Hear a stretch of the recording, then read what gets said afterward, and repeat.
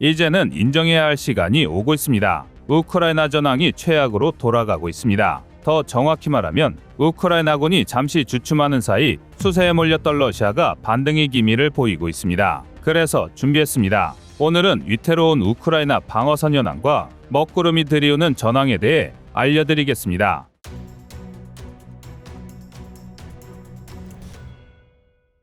러시아군이 바흐무트 전선에서만 매일 대대급의 병력을 상실하고 있습니다. 심지어 지난 31일에는 단 하루의 공세에만 러시아군 277명이 전사했을 정도입니다. 상황이 이렇다 보니 오죽하면 자유방면을 대가로 바그너 그룹과 계약하던 죄수들마저 전선에 고기방패로 던져진다는 소문을 듣고 계약을 거부하고 있는데요. 바그너 그룹이 입대를 제안하는 죄수들이 한 명 한 명 헤드라인을 장식할 만큼 흉악한 범죄를 저질렀다는 걸 생각하면 상당히 의미심장한 일입니다. 최악의 흉악범이지만 그들의 처지에서도 거칠기로 악명 높은 러시아 감옥에서 평생을 썩어가는 게 차라리 우크라이나 전선으로 끌려가는 것보다는 낫다고 여겨지는 것입니다. 그리고 이로 인해 바그너 그룹의 모병 활동은 중앙아시아 국가 출신 이민자 커뮤니티와 감옥까지 넓어지고 있는데요. 심지어 람잔 카디로프의 제141 특수차량화 연대와 바그너 그룹을 합병하는 방안도 구상하고 있는 것으로 알려져 있습니다.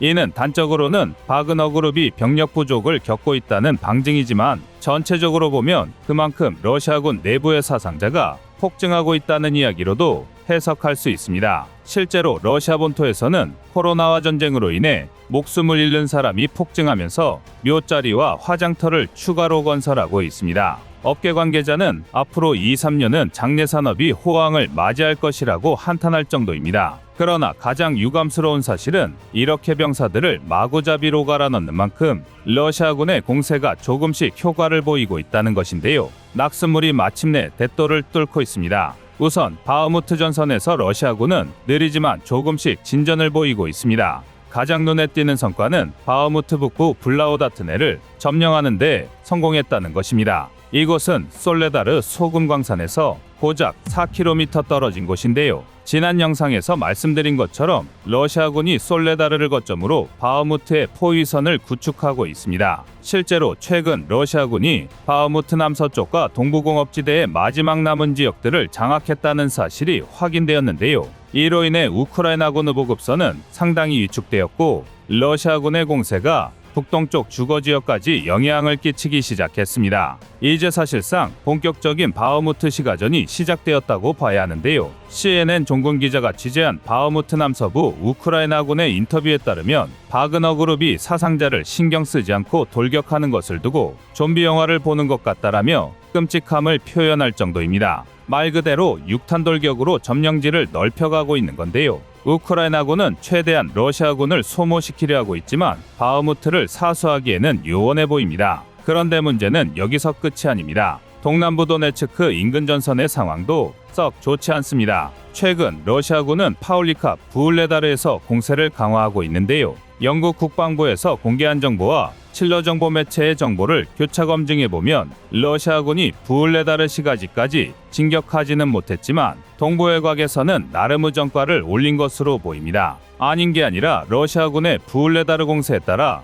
진격로에 위치한 소도시 미킬스케가 완전히 점령된 것이 확인되었는데요. 앞서 러시아군은 지난 2022년 11월에도 155 해군 보병여단을 동원해 부울레다르와 파울리카를 공격했었지만 이미 한 차례 고배를 마셨습니다. 그런데도 지금에 와서 부울레다르, 파울리카에 대한 공세를 재개했다는 것은 바흐무트 전선에서 진척을 이루고 있기 때문인데요. 이를 통해 전선을 넓혀서 우크라이나군의 방어선을 약화할 목적입니다. 즉, 수세에 몰려있던 러시아군은 이제 대려불리한 전황을 뒤집고 우크라이나가 탈환한 도네츠크주로 진격하려 하고 있는데요.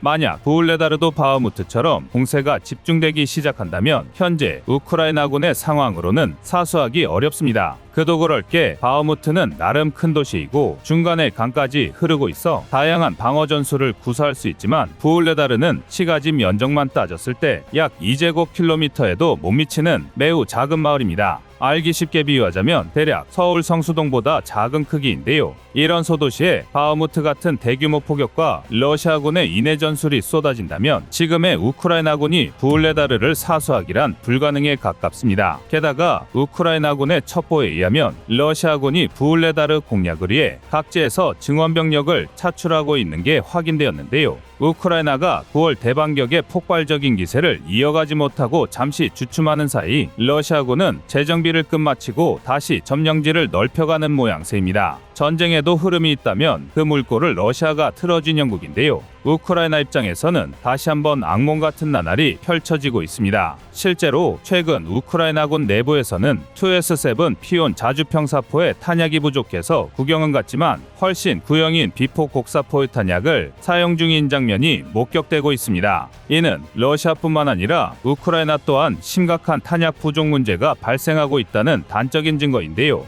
우크라이나군은 자체적인 군수산업이 사실상 완파된 상태이기 때문에 대부분의 물자를 서방 지원에 의존하고 있습니다. 하지만 전쟁이 길어지면서 서방 각국의 포탄 재고도 떨어지고 있고 이에 따라 지원이 늦춰지면서 포탄 수급이 불안정해진 것입니다. 반면 에스토니아 국방차관의 주장에 따르면 러시아는 총력전 체제에 돌입하면서 비록 멍텅구리 포탄이긴 해도 포탄 생산량이 평시 대비 2배 이상 증가했습니다. 수치상으로 따지면 152mm 포탄 기준 1일 1만 발에 달하는 포탄을 생산하는 건데요. 물론 러시아군이 처참한 포격술로 하루에만 4만에서 6만 발의 포탄을 낭비 중인 걸 고려하면 그다지 많은 물량이 아닐 수도 있지만 현재 우크라이나군의 포탄 비축량도 바닥을 보이고 있는 만큼 상대적으로 충분한 위협이 될 수 있습니다. 또한 러시아 동원병의 제2차 세계대전 때나 입었을 법한 누더기 군복도 점점 최신의 디지털 군복으로 바뀌고 있는 추세인데요. 이는 분명하게 러시아군의 보급 상황이 나아지고 있다는 증거입니다. 애초에 우크라이나를 적극 지원하고 있지만 서방은 평시 체제를 운영하고 있고 러시아는 사실상 전시 총동원 체제에 돌입했습니다. 그리고 썩어도 준치라고 세계 2위의 군사대국이자 제국 시절부터 유럽에서 가장 거대한 영토를 보유했던 나라의 전시 생산량은 절대 만만하게 볼 수준이 아닙니다. 그런데 서방은 전쟁 초기 러시아군의 처참한 패배와 러시아 수뇌부의 연이은 실책으로 적을 과소평가하는 실수를 저질렀는데요.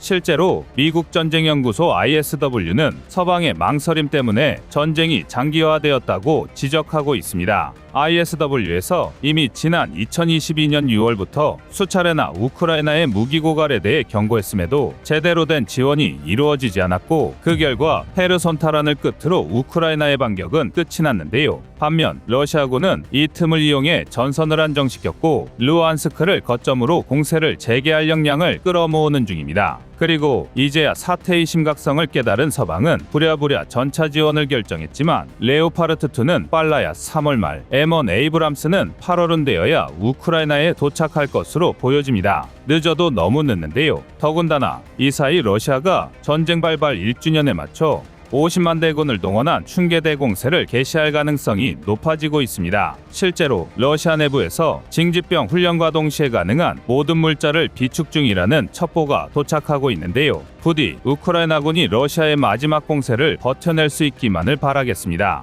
이상 꺼리튜브였습니다. 안녕하세요, 꺼리튜브입니다. 여러분의 가부나 성원에 힘입어 군사무기에 관심 없는 분들도 쉽게 이해하실 수 있는 대한민국의 육해공 군사무기의 숨은 비하 이야기를 책으로 엮었습니다. 하루 종일 검색해도 절대 찾을 수 없었던 비밀스러운 내용을 이제 책으로 만나보세요.